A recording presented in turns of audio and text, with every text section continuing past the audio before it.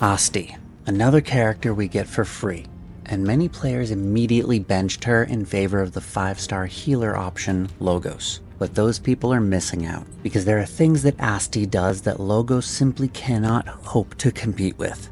I'm Shrike, subscribe for more gacha content, let's dive in. So you basically look at any of Asti's skills and you'll see that they mostly scale off her HP, and nobody's really building DPS Asti, so that's the stat you'll want to focus on. Aside from health though, you could throw the rest into Anomaly Mastery or Defense if you only care about her healing ability, and the possibility of hitting the odd stasis once in a while. Though some people throw water damage and crit on her so that she's not totally useless while she's on the field, but personally I think that even sub-DPS Asti is pushing it. As for marks, the game recommends Hippocratic Oath like any good healer, and River of Oblivion to get some anomaly benefits from her on-field time.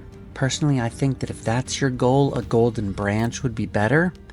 And I've seen the big heads in Discord suggesting a shining star, but I really don't think that it's worth trying to get damage out of her. Especially with Ching on the horizon. She'll serve a much better role as a healer and an anomaly builder.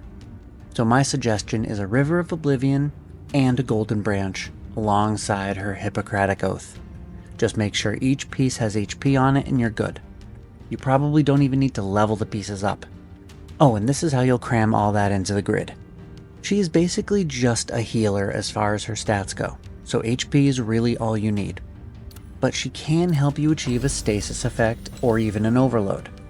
And while we're in the build section, her exclusive weapon gives her twice the bonus to health that her 4-star version does, so it's definitely worth getting. Now let's get into her kit. This may not surprise many of you, but her basic attack is useless. Her kit contains stacks of something she can build up, but I'll go into that in a second.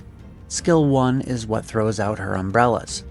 She can have 2 umbrellas out on the field at a time, and you kinda want them to be near each other. The more umbrellas that explode during her skill 2, the bigger the heal will be. And always remember to make sure you've got at least one out there before you skill 2. Skill 2 dashes you forward towards an umbrella, and what's neat is that the skill shuts off when you're too far away from one, but as soon as you're close enough, it turns back on. As you might expect, neither the throwing out of the umbrella nor the dash are meant to do much damage. You can think of it more like she's throwing out a healing bomb, but she needs to manually detonate it. That's what the skill 2 dash is. She runs up and triggers the healing bombs. And if the skill 2 was enhanced, if it was glowing, it creates a rain field as well that continues to heal them. It does some other stuff too, but I'll get into that later. This is her main function. It also boosts the damage of the attack, but again, I don't think it's worth trying to push damage with her. It's different than trying to use Hefe or Ninsar as a healer when they aren't, because those are incidental. It doesn't take an entirely different build. Getting heals out of them is just a bonus. But to get damage out of Asti, you'd need to stack it onto her, which A, would take away from marks you could use on another character like a DPS, and B, even if you stack her up, she would still be underwhelming in that role. Her skill 2 becomes enhanced once she's gained enough of the stacks I mentioned earlier. But basically just watch her skill 2 gauge, and once it fills up, make sure there's an umbrella out on the field, and then skill 2 dash at the enemy. This will start throwing out so much healing, your DPS will be practically immortal, as long as you've loaded her up with enough HP. Her ultimate just does damage, which is why I really wouldn't recommend Shining Star like some would. And her passive literally holds all the mechanics and scaling for every part of her kit that heals. And I usually ignore this part, but she gets a lot of value from her potentials and her talents. Let's look at the potentials first. 1 and 2 give her better healing, but 3 grants any water unit that's in her rain zone a boost to their damage.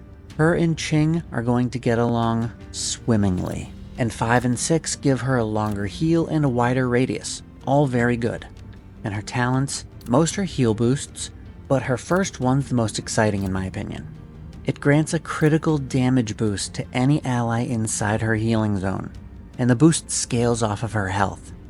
Yet another reason you want to crank that sucker as high as it can go. So without needing to do anything, her rain field will heal anyone in it, as well as boost their water and crit damage. Very, very good. Okay, let's roll right into skill priority.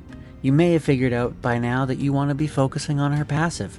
It's the engine of her kit, And to be perfectly honest, if you were to only level up one skill of hers, it would definitely be this one. All of her healing scaling is built into it, like I said, and the rest is equally as useless. Though yeah, if you're going to build a DPS Asti, then you'd of course want to level the offensive skills. So here we are in combat. Let me set the scene.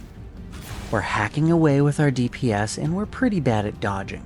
We're getting pretty low on health. We need our healer to step up. What you'll want to do is swap her in, skill 1 twice, add an enemy to throw some umbrellas at him, and then, okay, well 2 skill 1s won't be enough to fill up her skill 2, so if you're in a rush you can blow it early, but if you can spare the time, throw a few more attacks out there until it's full, and then use it. The rain zone will definitely be worth it. And then swap out. She has the best heal in the game, the easiest heal to pull off, and she doesn't require much on-field time. The water damage boost and crit damage boost, in my opinion, are what take her from not bad to very good. Easily overlooked with everyone always recommending using Logos over her. But yeah, that's it. A few basics to charge the skill 2 up, 2 skill 1s, so there's 2 umbrellas out there and the maximum amount of heal, and then an enhanced skill 2. Easy rotation. Also very button mash friendly. As long as skill 1 is one of the buttons you're mashing, just wait until skill 2 glows and then use it. But you'll have to make a conscious effort to stay inside that zone while it's up. Now for teams. I think that until Asti is fixed, she might be the best support for Licha aside from Zero. I mean, nobody can really beat Zero. The only problem is that she may heal too well for Licha. You kinda want him to be low, and that's why Logos works so well for him. It heals him just enough to not die. But yeah, she could work well for him. And then your choice of sub DPS, or even just Zero and Asti, that could be brutal.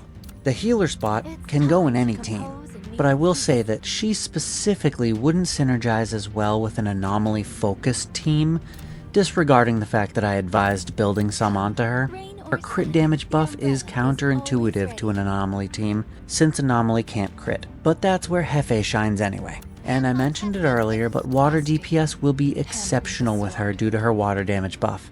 At the moment, the only other water unit is Enki, and he's not a DPS. But when Ching comes out, they'll be great together. And there you have it. It was a relief to tackle a character like Asti after one as complex as Wuxia. And I still plan to get Asti done once she's fixed and we can experience her at her full potential, and Ninsar and Enki are on my radar too. Someone in the comments of my last poll mentioned wanting to see why exactly everyone hates Enki so much.